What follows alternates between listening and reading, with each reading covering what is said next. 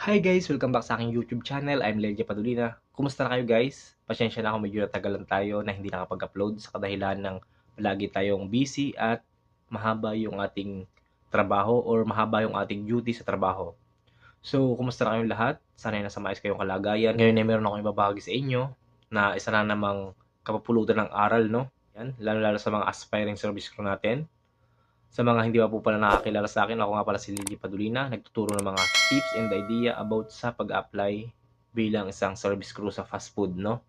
At bago ang lahat ng yan ay shoutout muna kay OG Malum, kay Jerome Padulina, at kay Ate JB. Ayan, shoutout po sa inyong lahat. Ingat po kayo palagi sa inyong mga trabaho at nawa ingatan tayo ng Panginoon sa araw-araw nating ginagawa, no? So yun, ano ba yung pag-uusapan natin ngayon? Ang pag-uusapan po natin ngayon ay ang paano mo i-handle ang sarili sa toxic na environment. Ayan. Paano ba natin i-handle yung ating mga sarili sa toxic na environment? So sa lahat ng trabaho, may ganyan talaga.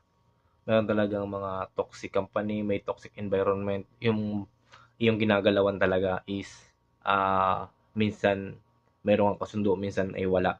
So, number one, example, lahat ay boss, ayan. Lahat ay umaastang boss, ayan. Kahit naka-level mo lang, kahit naka-service crew mo lang, is umaasta ng boss. Kunwari, ikaw ay fryman, utusan ka niya na gumawa ng backup, gumawa ng gravy, gumawa ng spaghetti sauce, kahit na meron ka pang ginagawa as a fryman, ikaw ay nagbe-bread ng manok. So, meron din na i-call sa'yo or ipapagawa sa'yo na maghugas ka ng mela, ayan, mag-mop ka ng floors, kahit mayroon ka pang ginagawa. So, dun pumapasok yung pagiging pressure, no? Para kang napipressure masyado, parang masyado kang inaabuso. Kahit na alam mo yung pagod na pagod ka na, nakikita nila na gumagawa ka talaga, nagtatrabaho ka, tapos utusan ka ng ganun. So, napaka hirap din siguro i-handle yung ganung sitwasyon, no? Kaya, ito yung pag-uusapan natin ngayon.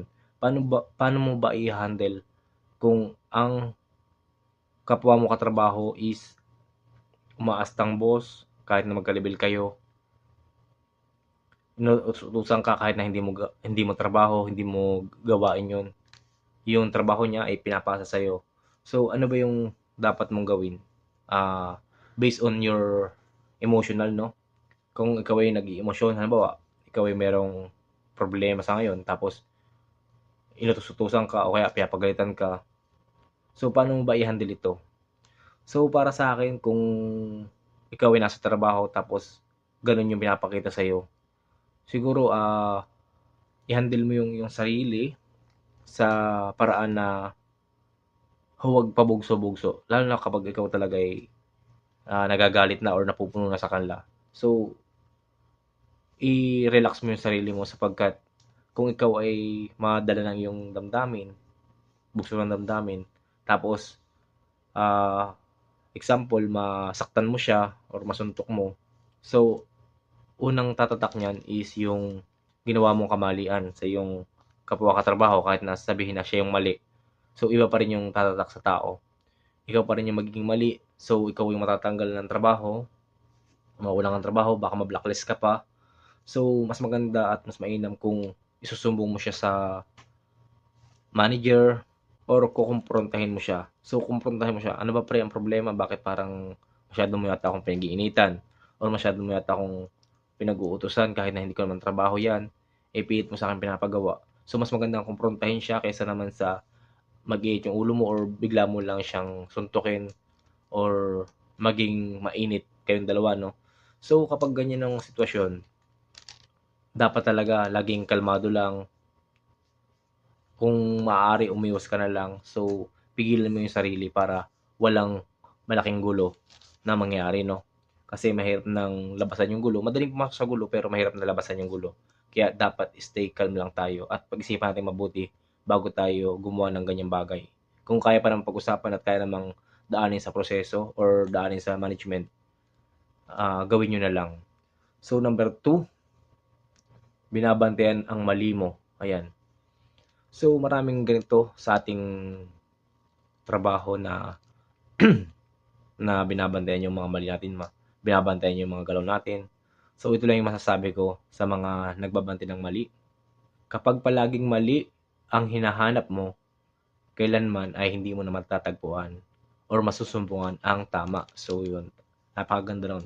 Kasi kung ang lagi mong tinitingnan sa isang katrabaho mo ay yung mga mali, kapag palaging mali ang nakikita mo para lang may mapuna ka sa yung kasama sa trabaho, so hindi mo na masusumbungan ang tama, yung mga tama na ginagawa niya. Kasi ang hinahanap mo lagi ay mali. Kung nakita mong mali yung ginagawa ng isang staff o isang crew, dapat iyong turuan kung ano yung sa palagay mo na tama. Hindi yung, uy, mali yan, mali yung ganyan.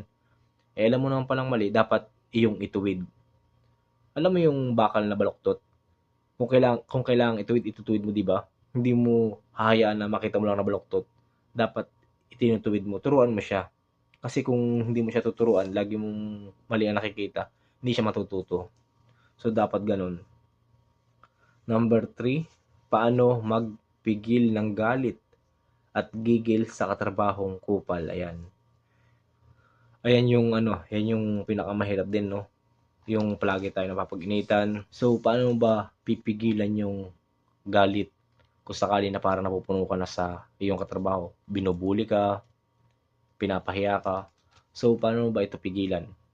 Kasi mahirap din kasi talagang pigilan yung nasa loob mo, lalo pag hindi mo na ilalabas. Alam mo, talagang timpin-timpi ka na, tapos lalo ka pang binubuli, kinukupal, inaasar.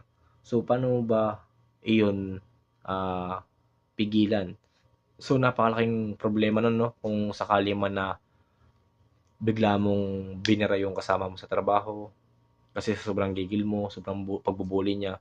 So, isipin lang natin na sana malagpasan natin to. Mag-pray lang tayo sa Panginoon na sana malagpasan natin yung ganong pamubuli. Huwag natin na idaan lang sa init ng ulo kasi minsan talaga para magdidilim na rin yung paningin mo eh. Magdidilim na rin yung pag-iisip mo. Parang gusto mo talagang manuntok or manapak ng yung kasama sa trabaho. Pero siguro isipin mo muna mabuti kung ano yung magiging resulta nito. Pwede ka matanggal sa trabaho, pwede ka ma-blacklist, or pwede kang gumastos ng malaki kung ano man mangyari sa inyo. So, napakahirap lumabas sa isang gulo, pero napakadaling pumasok. So, isa yung tukso na talagang kailangan mong paglabanan. So, pigilan mo yung sarili, pag-isipan mo mabuti kung ano ba yung magiging resulta ng papasukin mong gulo. At kapag nandun ka na, mahirap na makalabas. So, maraming pag-uusapan, mahirap pa pag hindi nagkasundo, kung hindi kayo magkasundo or ano pang mangyari. So, napakalaking problema. So, ang gawin nyo na lang is pigilan nyo yung sarili at pag-isipan mabuti kung ano ba yung magiging resulta nito, no? So, yan yung number 3. At number 4, kontrolado ang galaw mo. Ayan, yung mga environment na ganyan, yung kontrolado yung galaw mo. Bawat galaw mo, tinitingnan. So, parang wala kang kalayaan. So, para ka lang nakakulong na hindi ka makagalaw ng maayos. So, kapag ganyan, para sa akin, talagang nahihirapan ka sa environment na yon, eh mag-resign ka na lang kung gano'n talaga kasi diyan naman sa atin kapag nag-resign ka, wala nang problema eh. Kaysa naman sa ikaw yung nahihirapan, ikaw yung lagi nabubuli, ikaw yung napapaginitan. So, ang gawin mo lang para mawala lahat ng yon, mag-resign ka, then baka makahanap ka pa ng mas deserving na trabaho para sa iyo. So, ganun lang ang gawin mo, no? Huwag ka magpadalos-dalos. Kapag hindi mo na talaga kaya, mag-resign ka na lang, mag-exit.